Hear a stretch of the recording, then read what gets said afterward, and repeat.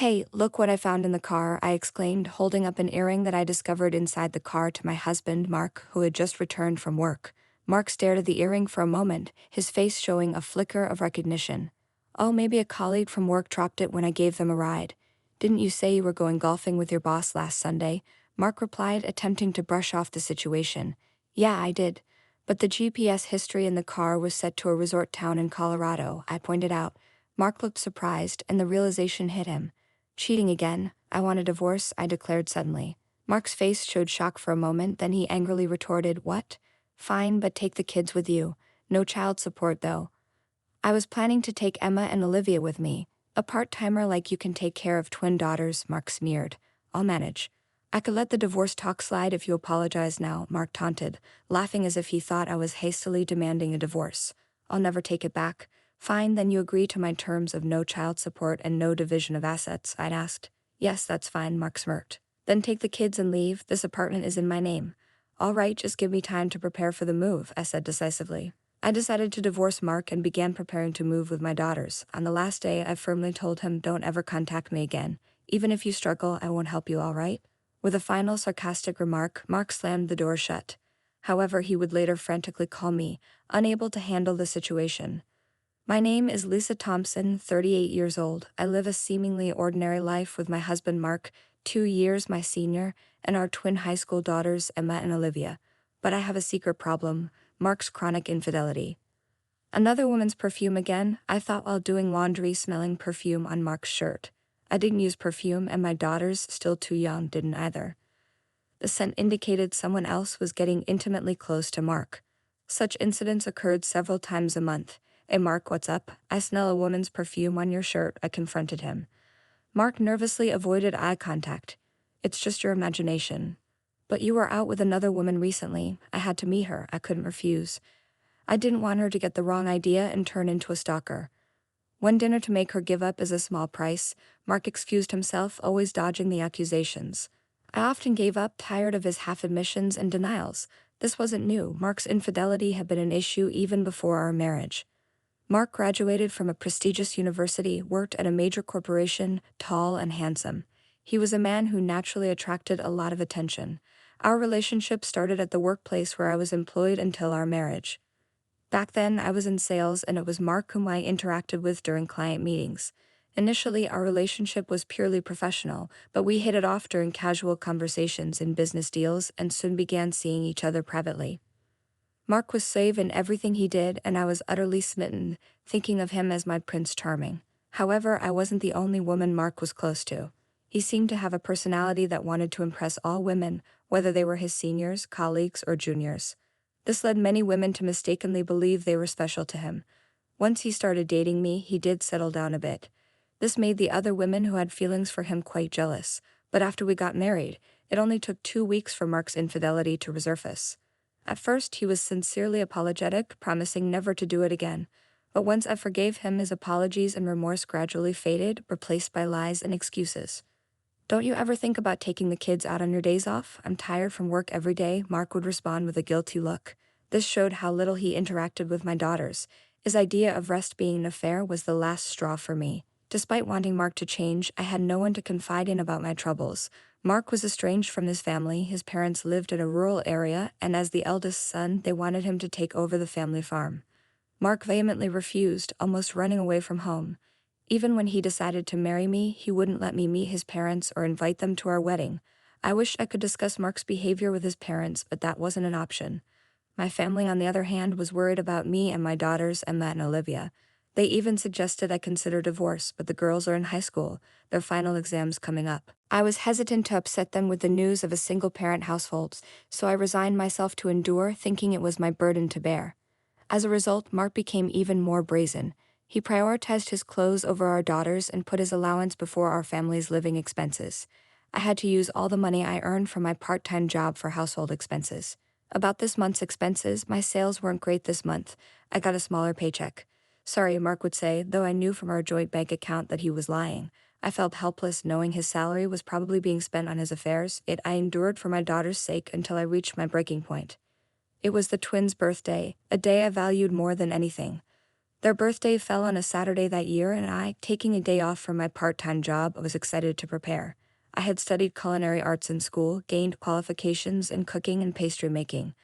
Though I ended up in a regular sales job, cooking and baking remained my hobbies. I often tried elaborate recipes, posting them on my blog or uploading cooking videos online. "So Mark, you're going to be home tomorrow, right?" I asked one Friday morning as Mark sleepily ate his breakfast. "Tomorrow? That's Saturday, right? Is something happening?" Mark replied, looking confused. I was flabbergasted. How could he forget his daughter's birthday? "Say, look at the date." "Doesn't it ring a bell?" I said, pushing the desk calendar toward him. Mark sleepily rubbed his eyes and stared at the calendar, his finger pointing to the girl's birthday but still clueless. "What was it?" "I'm working late today, so I can't go out," he said, still not remembering. "Oh, okay then," I coldly ended the conversation. Mark seemed puzzled at first, but when I ignored him, he lost interest and left for work. He went straight to work, but he might remember something while he was working. Maybe he's just pretending to forget and thinking of a surprise, I hoped. He might remember during the day or was possibly planning a surprise, but Mark didn't return home even after midnight. On the morning of our daughter's birthday, Mark returned home early in the morning and lazily watched me as I prepared food in the kitchen. "Wow, you're really going all out today. Must be nice having time as a part-time housewife. I'm beat from all the overtime." "Don't wake me up with that," Mark said as he went to the bedroom. "Really the worst?" I muttered. Mark left for the bedroom without remembering our children's birthday and left a parting sarcastic remark. I noticed a scent of women's perfume coming from him. "Wow, this looks delicious. Mom's cooking is always amazing. Can I take a picture and post it on social media?" Marilyn and Karen were thrilled after taking several photos. The three of them sat down to eat. Seemingly used to his absence, the girls didn't bother to call Mark even though they knew he was home. "I'm sorry, it's just me. Your dad seems tired from work," I said with a forced smile. The girls looked puzzled. "Why?" "We're fine with just Mom. He's never done anything for us anyway." "Yeah, why don't you divorce him?" "I don't get why you're the only one putting up with everything," the girls said while enjoying their meal. I was taken aback by their unexpected words and started to say, but being from a single-parent home, it's not like it's new. He's never come to our sports day or parent-teacher meetings. We've never had any trouble without him, right? The girls added. "Yeah, you always do your best for us, Mom. That's why we want you to be happy." I felt tears welling up in my eyes, touched by my daughter's words. I realized that my endurance was causing them concern. I knew I didn't need anything else as long as I had my lovely daughters. A few weeks later, I wondered, what's this? Getting into my car to buy groceries, I spotted something shiny under the passenger seat. Reaching out, I picked it up. It was clearly a woman's earring. I didn't wear earrings. The last time Mark had used the car was the previous Sunday when he said he was going golfing for work. On a whim, I checked the car's GPS history. On that Sunday, Mark hadn't gone to a golf course, but to a nearby resort town. That night, I decided to confront Mark. "Hey, I found this in the car, huh?" I said as Mark returned from work, showing him the earring. Mark stared at the earring for a moment, his expression momentarily changing as if he recognized it. "No, this must be, maybe a colleague dropped it when I gave them a ride." "But you said you were going golfing with your boss last Sunday." "Oh yeah, that's right, but the GPS history was set to a resort town," I said, and Mark's eyes widened in surprise. "Cheating again? I want a divorce," I declared. Mark's face showed shock for a moment, then he angrily retorted, "What? Fine, but take the kids with you. No child support though." I was planning to take Emma and Olivia with me. "A part-timer like you can take care of twin daughters. I'll manage."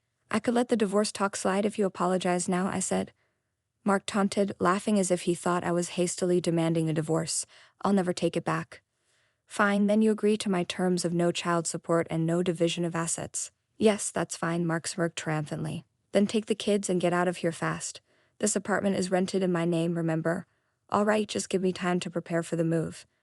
And so I decided to divorce Mark and began preparing to move out with my children. On the last day, I firmly told him, "Don't ever contact me again. Even if you're struggling, I won't help you, all right?" I replied, and Mark left with a sarcastic remnantly tapped the call button. "Hello? Hey, Susan, why aren't you answering your phone?" Mark yelled from the other end. I replied coolly, "I was at work, and why should I even answer your calls anyway?" "You should. There's a huge withdrawal from my account. You must have done something," Mark blurted out in a rush. I asked how much was withdrawn, and when Mark told me, I knew exactly what it was. It's the rent and utilities. Rent and utilities? Forgot the apartment was a rental. No, but it wasn't withdrawn before, see? If he thinks about it a little, it was something he could have figured out with a little thought. Hardly a reason to call me in such a panic. "Got your answer, we're done here." "Wait, I didn't realize the rent was so high. I don't have much savings." "Well, that's what happens when you squander your money on other women. You made your bed." What about you? You can't make much from a part-time job, right? How are you and the kids managing? You can still come back, you know. I sighed, amazed he could ask that after everything. I was leaving my part-time job when I found Mark waiting outside of my workplace. What are you stalking me now? No, don't you care at all? Seeing me like this? When I said this while stepping back a bit, he yelled in anger. Mark, with a large gauze on his face, bandages wrapped around his arm, and a cast on his leg, looked like someone seriously injured. I think it looks painful, but so what? Don't you have any compassion? I don't want to hear that from a serial cheater, I retorted and hurriedly tried to ride the elevator to the top floor. Even the top floor? Don't make such a fuss, you'll disturb the neighbors, I scolded him as we entered the apartment. I'm home, I called out, and Emma and Olivia, already back, greeted them at the door. What? Why are you here? Emma and Olivia, noticing Mark behind me, made faces of clear displeasure. Mark was shocked. He seemed hurt, but my children said nothing to him, not about his injuries, and quickly retreated to their room. I attended culinary school in my student days and was skilled in cooking and baking. It all started with elaborate dishes and cakes I made for my children's birthdays, which went viral when the girls posted them on social media. My blog, initially for personal records, skyrocketed in views, making me a highly popular blogger. I saved the ad revenue, started posting cooking videos on my children's suggestion, and eventually received an offer to publish a cookbook. The ad revenue and royalties allowed me to live comfortably. Have you been doing this since I quit my job when we got married? Mark asked. What's that? Why didn't you tell me? That's like fraud. It's the money I earned. I was contributing my earnings to our living expenses. It's unfair that you were saving up all this time. I should get a share too. What? You are too busy spending on other women and not contributing at home. I had to do something. The rent you complained about was paid from that money, so you have no right to complain, I told Mark, looking frustrated as I stared him down. But Mark wasn't one to give up easily. Lisa, this has been a wake-up call. Can't we start over? You think I'd say yes with your earnings? It wouldn't hurt to have me around, right? And think of the kids. Do you want them to feel the stigma of having a single parent?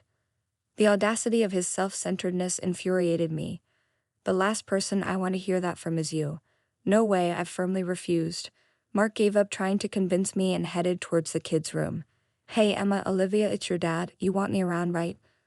Mark tried to initiate a conversation with the girls, but they gave him cold glares, clearly uninterested. Visiting at his workplace led to police involvement, unable to face his colleagues. Mark voluntarily resigned. He was unable to afford his old house's rent and now lives in a cheap apartment.